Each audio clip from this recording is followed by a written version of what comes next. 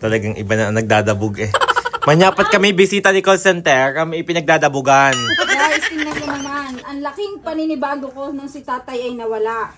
Tingnan nyo ngayon, nakakaranas ako maghugas. Ay, matambak.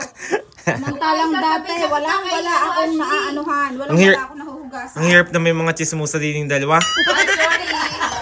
Yan po ang mga bisita ni call center ngayon, kaya po siya yung nagdadabog. Ayan, magkakalat na naman silang dalawa. Salib na Nagdadabog, perfect na aga kami din sa kanila hanggang ngayon ang kape. Alam mo ba kung anong oras ako din eh? Alas 6. Iba talaga gumising pag may mga motor. Ngayon guys, kami magkakabit ng linoleum din eh. At talaga namang ang bahay ni call center ay gumanda-ganda naman. Kahit ng mga dingding, ilalagay na din ng linoleum. Pati ka dingding? Oh, pati yan. Pati CR?